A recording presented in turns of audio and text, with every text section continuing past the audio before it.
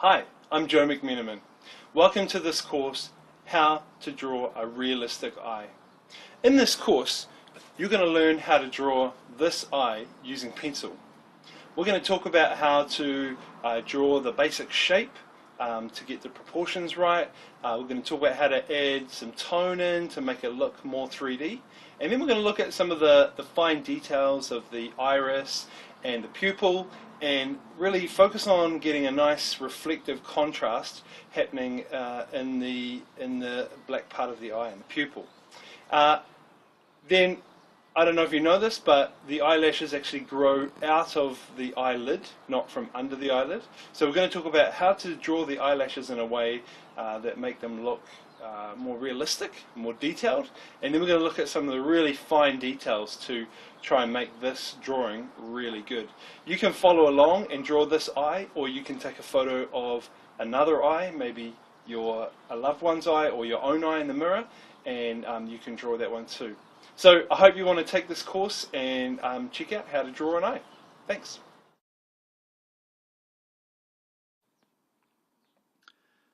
Okay, now as we start adding the tone to the eye, we just want to think about the different shapes that there are in the eye.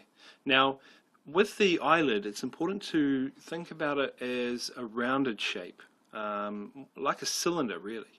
So, like a cylinder, it's going to have kind of a lighter area in the middle, and it's going to have darker tones on the top and the bottom as it kind of rounds off towards the face.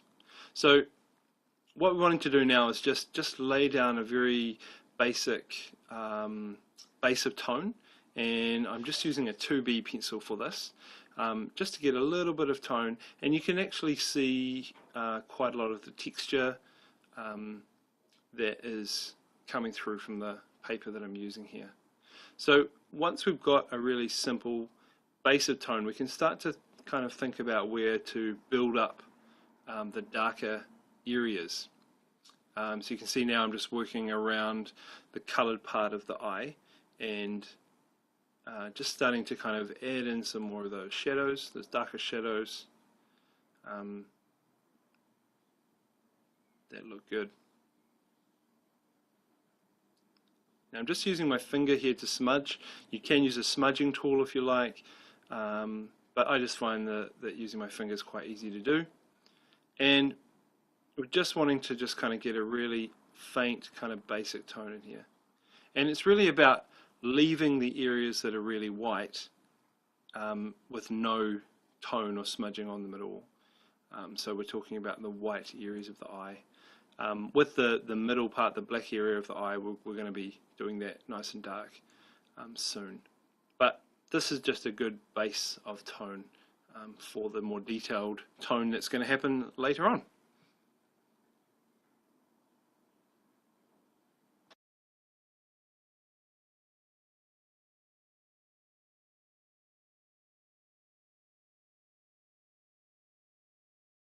One of the things that makes the eye look really effective at the end and quite realistic is when you have a bright white highlight. Now the reason we get these bright highlights is that the eye is a glassy surface, so it's a wet surface, and so that reflects the light, whereas the rest of the skin tone around it kind of absorbs the light a bit more, and we don't get those sharp reflections. So it's important at this stage, before we put too much tone on, just to really define where the reflections are going to be. So just looking at drawing a bit of an edge around them, you'll see as we work through that it won't so much be a line around it, it will just be tone up to the white. And we're also wanting to try and get the white highlight to go over top of the pupil part of the eye, which is the black part, because that will create a really nice contrast. So contrast is when you have black and white beside each other. That creates a high contrast, and that's where your eye will be drawn when you look at the picture. So now I'm just working on some of the details of the iris, which is the colored part of the eye.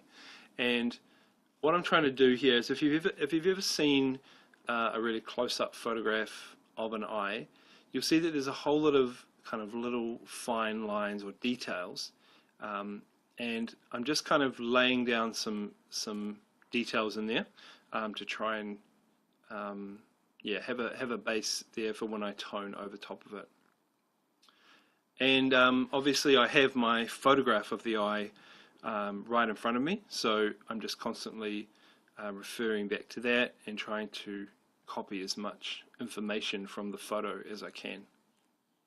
And that's really why it is so important to have a good resolution photograph.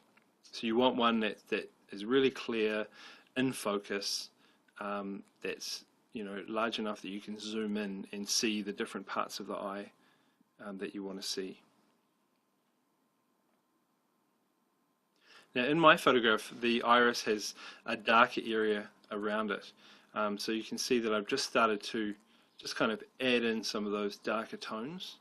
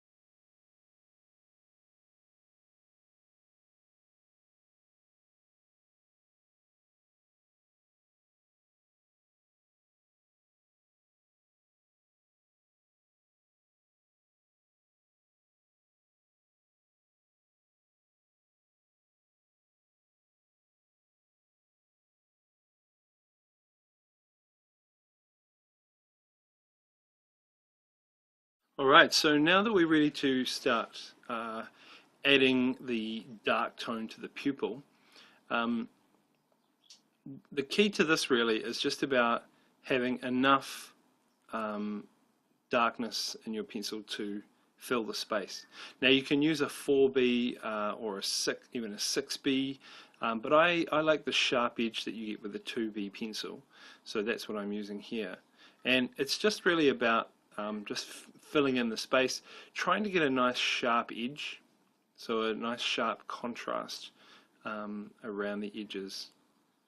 And you can see already that the little areas that we've left white, they are showing a nice contrast as they're kind of moving into the pupil.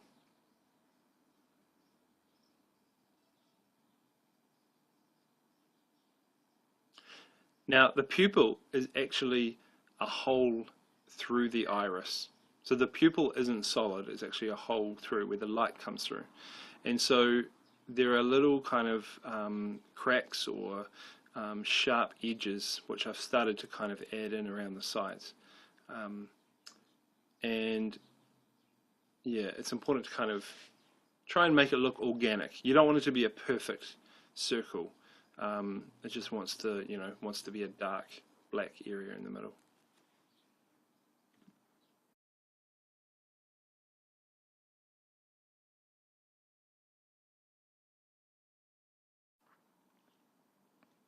Okay, so now that we've finished the iris and the pupil, we're going to start adding some more contrast and some more dark tones to the eyelids. Because at the moment they're very faint, quite low contrast, and so they don't really kind of set off the eye or show off the detail and the tone of the eye how we want it to. So that's one of the things that you can do with the pencil drawing, is don't feel like you have to have every layer be the final layer. Pencil's great that you can just keep working over it, and so you can actually add some tone and then just sit back and think about it and think, do I really need to add more here? And just keep building it up over time. So again, I'm sort of smoothing out and blending as I go, and just using the rubber because I want to try and create a nice bit of contrast with the area above the eyelid.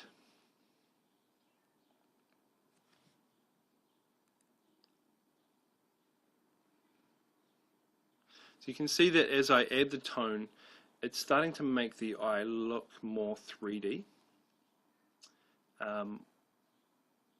which is pretty important to do. Now what I'm starting to do is I'm just looking at the white area of the eye, and it's not flat, it's actually three-dimensional as well.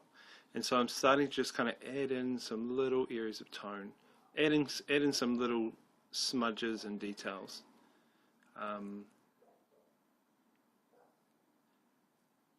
I like to think of it as, at the start I'm kind of looking at the big picture, and then as I move more into the detail side of things, I'm starting to really look at the tiny little details. I'm zooming right in on the picture, and I'm trying to get a sense of, how does this bit work? How does this connect with this? And then trying to copy it as exactly as I can.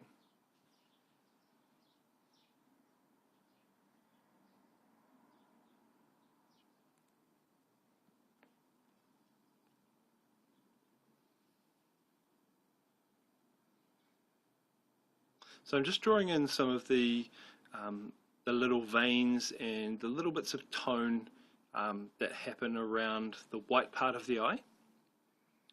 And yeah, just sitting back and just thinking about what I'm seeing. Now, if you notice, I've just actually cut down the eraser because I needed to get a nice sharp edge on it. Because it was a bit too fat for what I was trying to do. So just cutting it in half gives you a lot of sharp edges. And don't be afraid to sharpen the pencil as well while you're working. Just keep it working. Sometimes you need a nice kind of rounded fat tip, and sometimes you need a really sharp tip. So you just want to kind of figure out what's best for what you're doing.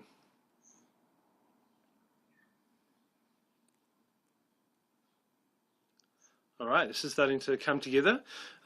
Next we're going to have a think about the eyelashes and start working in those final details to finish the eye.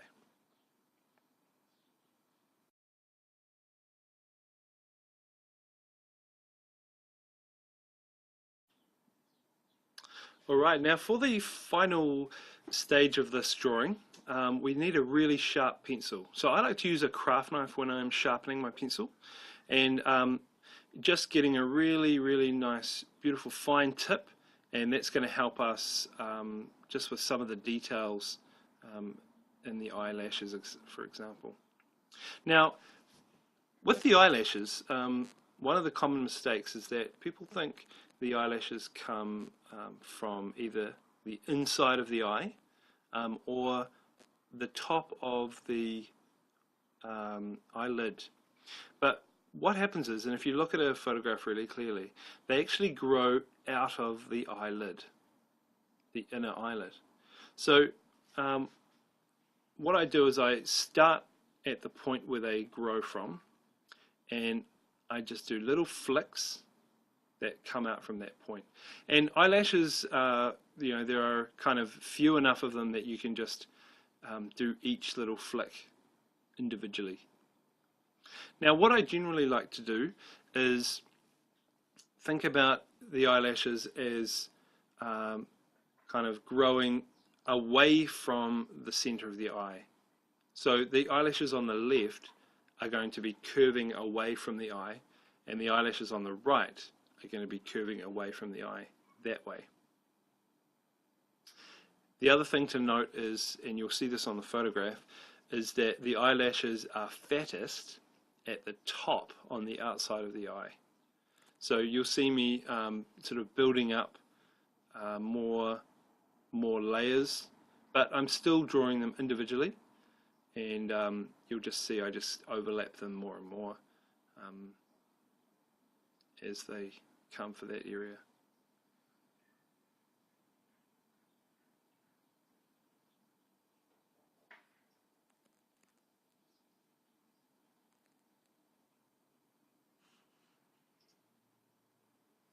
And again, as we come along the bottom of the eye, you can see the eyelashes are kind of leaning out or leaning in, or they're leaning out from the center of the eye. And there aren't many lashes on the bottom on the inside of the eye.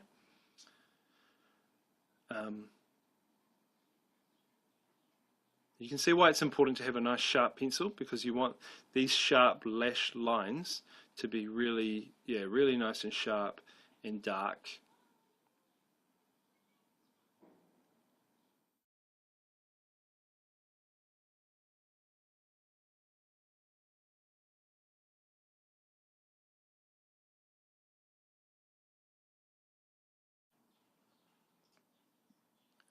Now for the last part of this drawing, we just want to take another really close look at some of the fine details. So what I like to do now, we could say this is finished, but I think it could be slightly better. So what I like to do now is just really look at the drawing and look back and forth between the drawing and the photograph, and just try and pick up some of those tiny little micro details. So if you can see here, there's a little bit of a vein there. I'm just trying to darken up underneath that eyelid. Of course, depending on the reflection on the photograph that you're using, often you'll see the eyelashes in the reflection of the eye, particularly if the light source is coming from above. And there's some tiny little veins as well. Obviously you don't want to draw too many veins in the white part of the eye, otherwise the person won't look very healthy. But there are some little tiny details in there.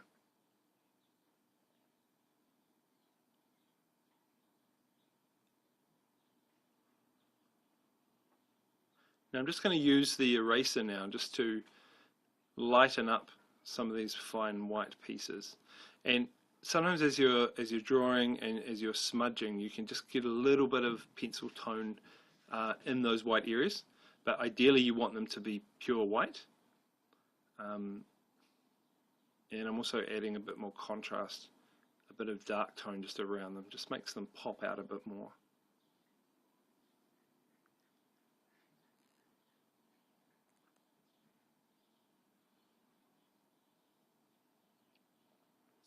And then I'm just going to add a little bit more detail to the iris, because it feels a little bit flat to me.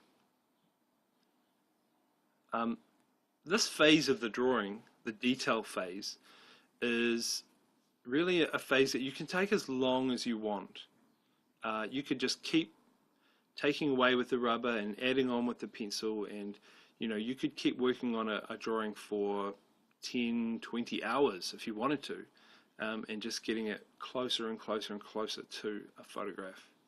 And some of the masters who do photorealistic drawing, they do that. They spend a long time just working on the very fine details. But I like to have it looking good and realistic, but I'm not prepared to spend huge amounts of time on it. So now with my sharp pencil, I'm just adding in a few little kind of details, squiggly lines. And these will just kind of disguise some of those eraser marks that I just made before.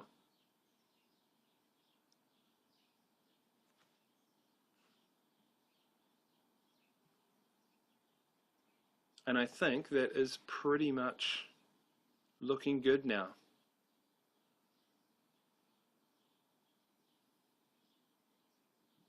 All right. Well, thank you for watching this tutorial, how to draw an eye, and I hope that you've learned a few things in the videos, and I just encourage you to check out some of my other courses, and yeah, thank you for watching.